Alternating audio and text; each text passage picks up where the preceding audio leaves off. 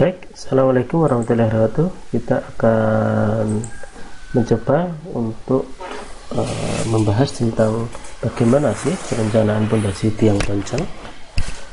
Yang pertama ada teori dasar di dalam kita merencanakan ada 3 cara bagaimana suatu pondasi tiang dapat menahan gaya luar tekan seperti ditunjukkan pada gambar tersebut, bahwa pondasi tiang ada memiliki pembebanan, namun dia didukung dengan ketahanan lekat atau kemudian kohesif oleh tanah di sekitarnya, bisa berarti compaction, kemudian tahanan dasar pada ujung tiang, kemudian tahanan pada keduanya kombinasi, jadi ada tahanan dasar dan maupun tahanan friction pada kulit beton tiang.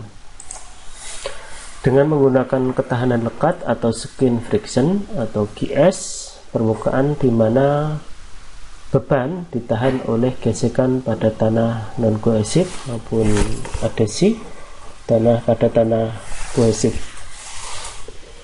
Yang kedua, dengan menggunakan ketahanan dasar atau pada end bearing QB, di mana pembebanan ditahan pada dasar tiang. Atau yang ketiga tadi kombinasi antara ketahanan tanah dasar dan ketahanan lekat atau friction tail, di mana di sini QB sama dengan QS plus QB. Daya dukung tiang pada tanah non kohesif, maka dari hambatan lekat atau skid friction, daya dukung dari hambatan tanah lekat pondasi untuk menahan tidak kohesif dihitung dengan persamaan GS sama dengan sigma F1 dikalikan SZ dikalikan CP dikalikan LI.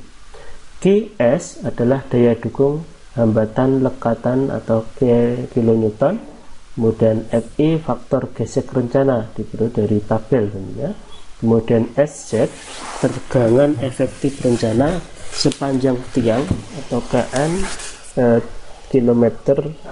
kilonewton per meter persegi, sedangkan nilai SZ diambil tidak boleh melebihi tegangan pada kedalaman batas ZL. Nilai ZL sendiri diberi dari tabel 1.1, kemudian nilai CP adalah keliling efektif daripada tiang diperoleh berdasarkan tabel 1.3. LI adalah tebal lapisan penahan dalam satuan meter.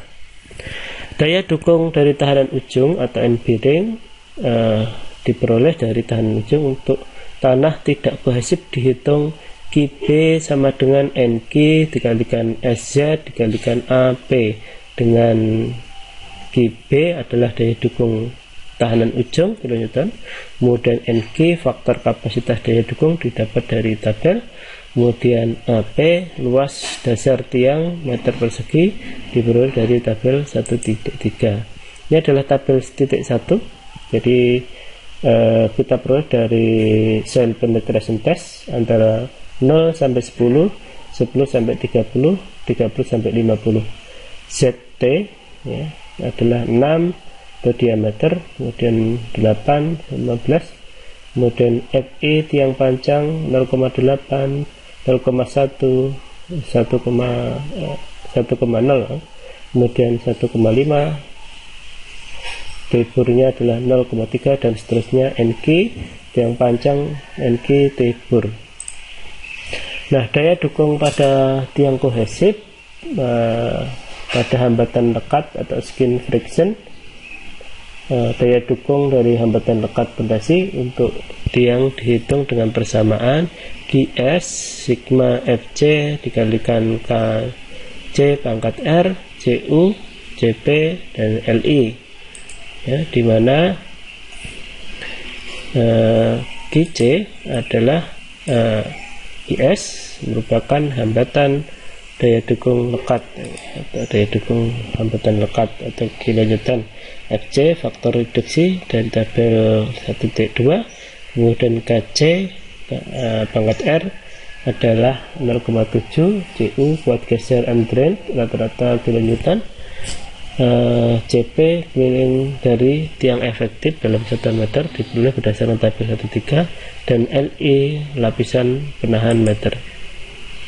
Nah, daya dukung tahan ujung pada N bearing, maka QB sama dengan NC kalikan CU kalikan AP, daya dukung tahan ujung kilonewton, QB, NC adalah faktor kapasitas daya dukung, dan biasanya diambil 9, tetapi bila tiang tertanam kurang dari 4 kali diameter, nilai NC dikurangi secara linear sampai suatu nilai 1,6 pada permukaan. AP adalah luas dasar tiang dalam 1 meter persegi diperoleh berdasarkan tabel 13. Ini tabel 1.2 tadi untuk undrained rata-rata nominal koefisien terganggu.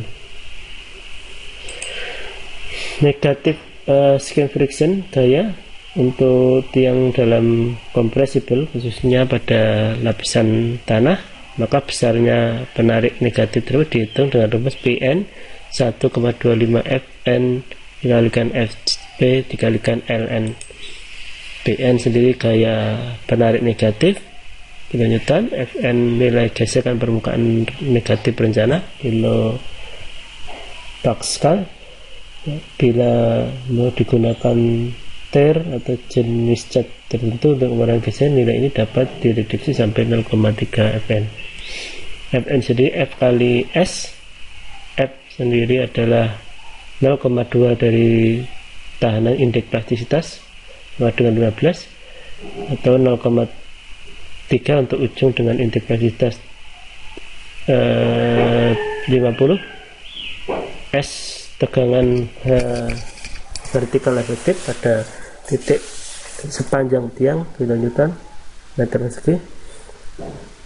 Kemudian CP adalah keliling efektif dari tiang meter dalam meter diperoleh berdasarkan tabel 1.3. Ln panjang tiang pada masa gesekan permukaan negatif dari 1 meter. Untuk tiang dalam keadaan kompresibel maka diambil 0,7 kali panjang tertanam.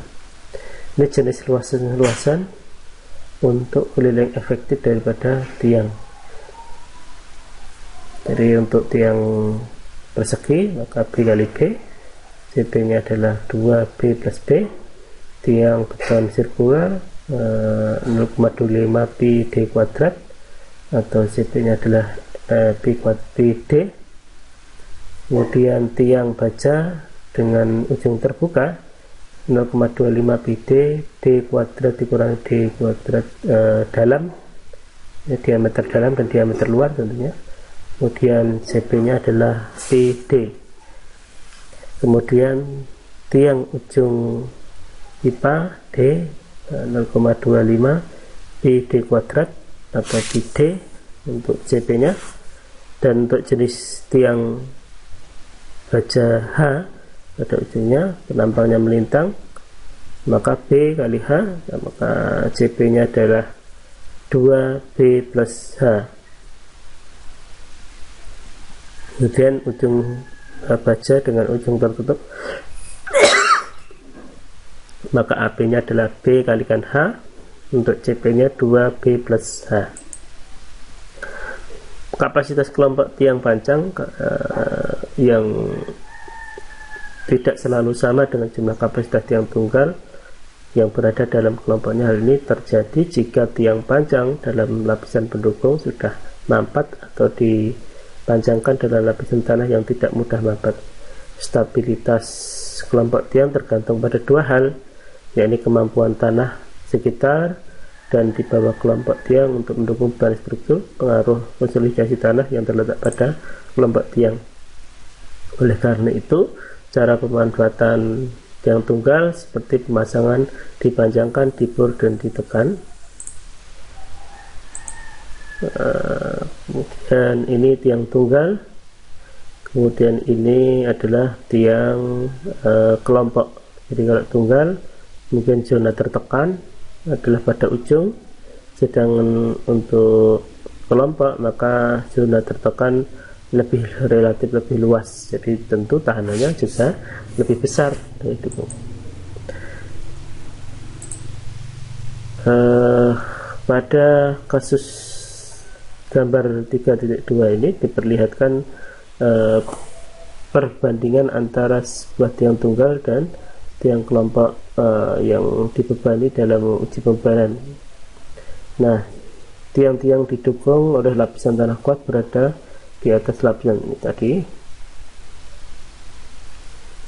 Kapasitas kelompok efisiensi tiang dalam tanah kohesif.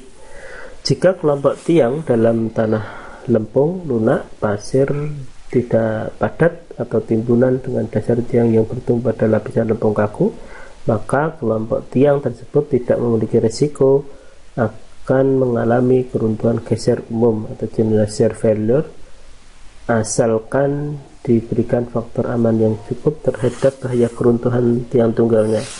Akan tetapi, penurunan kelompok tiang masih tetap harus diperhitungkan dalam perencanaan.